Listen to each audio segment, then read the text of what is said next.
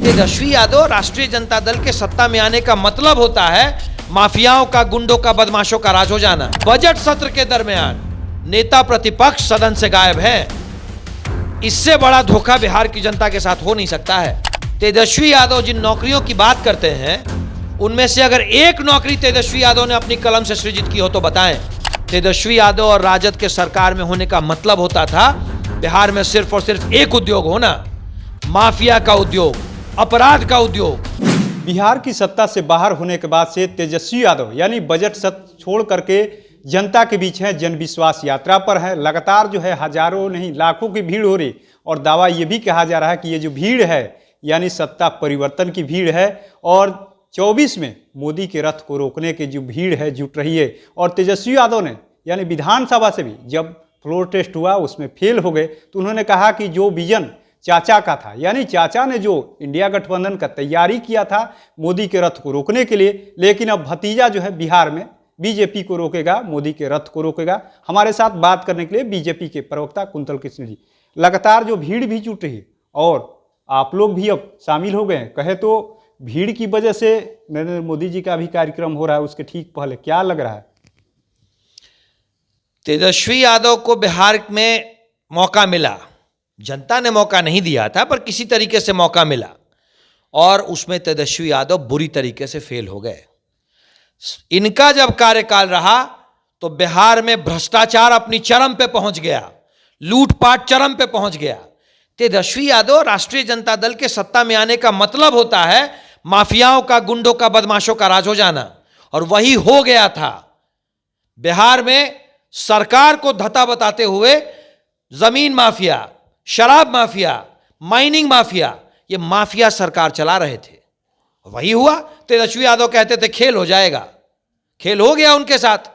दूसरी बात, बिहार में विधानसभा में बजट सत्र चल रहा है और बजट सत्र के दरमियान नेता प्रतिपक्ष सदन से गायब हैं। इससे बड़ा धोखा बिहार की जनता के साथ हो नहीं सकता है। तेजस्वी यादव धोखाधड़ी की एक नई परिभाषा लिख रहे हैं, राजनीति का एक नया व्याकरण लिख रहे हैं। नेता प्रतिपक्ष का स्थान सदन में होता है सत्र के दरमियान। आपने कहा नेता प्रतिपक्ष, लेकिन वो तो पहले ही थे, नेता में थे, सरकार में थे और ये भी कहा जा रहा है कि हमारा ही बजट है, कोई दूसरा। आप लोग तो डायरेक्ट एंट्री किए, जैसे ही बजट सेशन शुरू हुआ आप लोग सरकार में आ गए। उसके ठीक पहले आप लोग का कुछ किया धया नहीं। कहा ये भी जा रहा है कि नीतीश सरकार में हम थे, हमने नौकरी दिए, हमने जो पुरानी भर्ती की प्रक्रिया थी, हमारी भर्ती को आप लोग आगे बढ़ा रहे हैं, अच्छी चीज़ है। लेकिन उनका ये कहना है कि हमने किया है काम, हमने कर दिया, फिर हम जनता के बीच में हैं। बजट किसी का हो, बजट सत्र से आप गायब हैं। आपका बनाया हुआ बजट है ऐसा आपका कहना है, तो क्या इसका मतलब आप बजट सत्र से गायब रहेंगे? जनता के साथ अविश्वास है। तेजस्वी यादव जिन नौकरियों की बात करते हैं, उनमें से अगर एक नौकरी तेजस्वी यादव ने अपनी कलम से सृजित की हो तो बताएं। एक नौकरी। ये सारी की सारी नौकरियां एनडीए के द्वारा सृजित की गई थी। हमने जिन नौकरियों को सृजित किया, हमने जिन नौकरियों का सृजन किया, उनमें से पूरी नौकरियां भी नहीं दे पाए तेजस्वी यादव। उन नौकरियों को देने में भी भ्रष्टाचार उजागर हो गया। हमने सृजन किया है, हम नौकरी देंगे। और ये जो भीड़ दिख रही है ना यात्रा में, ये जनता के साथ अविश्वास यात्रा है। और ये जो तथाकथित भीड़ दिख रही है, ये सिर्फ उन माफियाओं की भीड़ है जो बेरोजगार हो गए हैं। इतने माफिया हो गए, माफिया और उनके समर्थक जो बेरोजगार हो गए हैं। तेजस्वी यादव और राजद के सरकार में होने का मतलब होता था बिहार में सिर्फ और सिर्फ एक उद्योग होना, माफिया का उद्योग, अपराध का उद्योग। और यही बातें हो रही है, 5 लाख रोजगार दे दिए, 5 लाख एक रोजगार, एक रोजगार जो तेजस्वी यादव ने अपनी कलम से दिया हो। कलम से नहीं। तेजस्वी यादव उस परिवार से आते हैं जो नौकरी के बदले जमीन खा गए, जो गरीबों का चारा खा गए।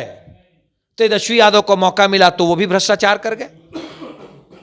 तेजस्वी यादव और उनके पार्टी के सत्ता में आने का मतलब होता है भ्रष्टाचार अपनी चरम पे होना, अपराध अपनी चरम पे होना।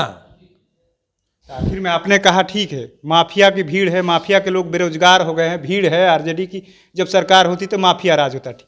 लेकिन 3 तारीख को महारैली, उसके पहले का जो आप लोग का प्लानिंग हो गया, अचानक से कहा जा रहा है कि ये प्लानिंग पूरा का पूरा जो है मोदी जी खेल बिगड़ रहा था, उसको अपना बचाने के लिए जो रथ है उसको आगे बढ़ाने के लिए प्लानिंग कर दी गई, अचानक से 2 तारीख को आ रहे हैं। मोदी जी के साथ भारत में आज किसी भी राजनयिक को जोड़ना सूरज को दिया दिखाने के समान हो जाएगा।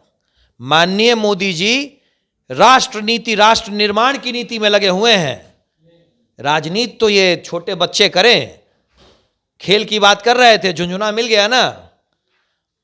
और जन समर्थन क्या होता है ये आने वाला चुनाव बता देगा। जिस पार्टी के पास लोकसभा में एक सांसद नहीं है वो माननीय मोदी जी के विषय में बात कर रहे हैं। अब की बार 400 पार फिर से मोदी सरकार, और इन 400 में 40 सीटें बिहार देगा। आप लोग तो एक तरीके से कहे तीसरी बार हैट्रिक लगाने के लिए नीतीश कुमार जी को बुलाए, लेकिन कहा जा रहा है कि उनका कोई विजन नहीं, रीजन नहीं है और उनसे कोई मतलब नहीं है। साफ साफ कहा जा रहा है कि बीजेपी से सामने हम लोग हैं, उनको कोई मतलब नहीं। क्या कुछ फायदा मिल रहा है कि वो नीतीश कुमार जी राजनीति में एक बड़ा चेहरा है, उनके पास बड़ा अनुभव है। विजन और मिशन हमारे पास है, विजन और मिशन भारतीय जनता पार्टी के पास है इस राष्ट्र के निर्माण का, इस बिहार के निर्माण का, बिहार को विकसित करने का। और नीतीश कुमार जी का अनुभव और नीतीश कुमार जी का नेतृत्व, भाजपा का विजन मिशन और भाजपा की युवा भाजपा की ताकत, बिहार को हम विकसित बनाएंगे। मतलब ये भीड़ से कोई फायदा नहीं होगा। 2 तारीख को एक सीट नहीं मिलेगी, एक सीट नहीं, 40 की 40 सीटें भारतीय जनता पार्टी और उनके सहयोगियों को, 40 की 40 सीटें। बहुत बहुत धन्यवाद। तो आपने सुना किस तरीके से बीजेपी के प्रवक्ता है कुंदल कृष्ण ने साफ साफ कह दी कि भीड़ जो है यानी माफिया के लोग जो है बेरोजगार है उनके द्वारा भीड़ बुलाई जा रही है, किया जा रहा है। इसका कोई असर नहीं पड़ने वाला है। बिहार में 40 की 40 सीट जीतेंगे, लेकिन देखना ये होगा कि लगातार तेजस्वी यादव हर सभा में नौकरी की, रोजगार की तमाम जो बातें हैं नीतीश कुमार को लेकर के हमला हो रहा है, वो कह रहे हैं कि ये तो बीच में है ही नहीं, सीधे हम लोग की आर पार की लड़ाई बीजेपी से है, बीजेपी से टकराना है। 24 में सत्ता को लगातार लोग मन बना चुके हैं, लेकिन लोग कितना मन बना चुके हैं, क्या वास्तव में 2024 में परिवर्तन होगा या मोदी जी हैट्रिक लगाने जा रहे हैं 2024 में?